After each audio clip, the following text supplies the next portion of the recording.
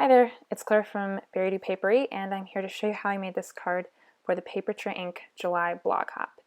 So Papertrey Inc. posted a photo, an inspiration photo, and it's basically butterflies, pink and vintage. That's kind of what I took away from it. So that's the inspiration for my card. So I was going to use the Happy Trail stamp set on the card. You say I have that out. I also have the wet paint stamp set out, but I didn't end up using either of them. I did use the Happy Trails die to cut the butterflies out for the card. So I'm cutting the butterflies out of some sort of soft stone basil cardstock. I'm not actually sure what precise color that is. Anyways, the paper that I'm using, the pattern paper, is from Create Paper, and it is called Journey. I think it's their recent vacation, like summer vacation collection. And I really like the stripes. So I decided to put up my little butterflies on the striped paper. I don't know, striped paper makes me think of wallpaper for some reason. So I ended up using the little bubble talk stamp. I forget what the name of that stamp set is right now. I'll have to add that in later. Anyway, I ended up using that stamp set because it popped out from the butterflies. The wet paint sentiment just didn't stand out enough. Through the magic of film editing, I ran back to my desk, found out what the stamp set's called. It's called Sweet Speech, and that is also by Papertrey. And in the background, if you're hearing any barking, that's our German Shepherd bro, getting excited about something outside. Anyway, there's a glimpse of the heat embossing. It looked pretty cool, but gold's always really hard for me to photograph.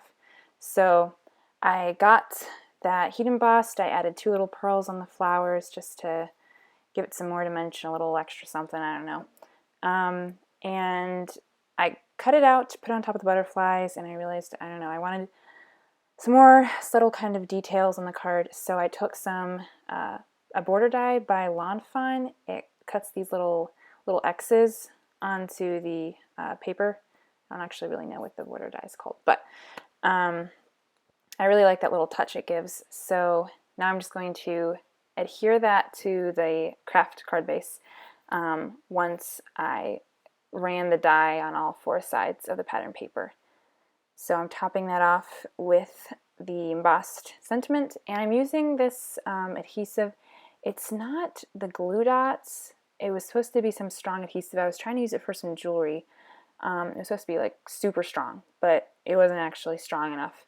But it kind of has the tacky texture of glue dots, except it's in a square and it's in a larger roll, and I think it's a little bit cheaper. I'm not sure. I'll have to see if I can remember what the name of it was.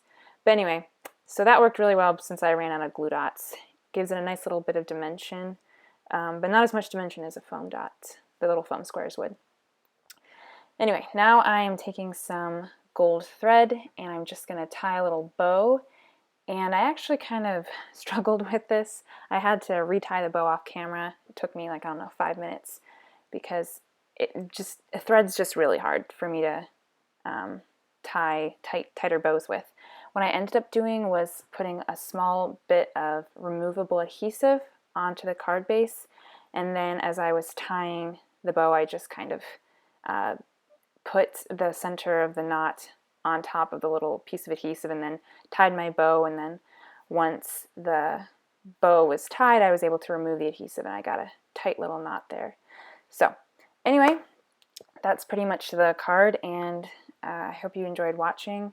I tried to be a little more relaxed this time, but I don't know, it's kind of hard because around this house there's always someone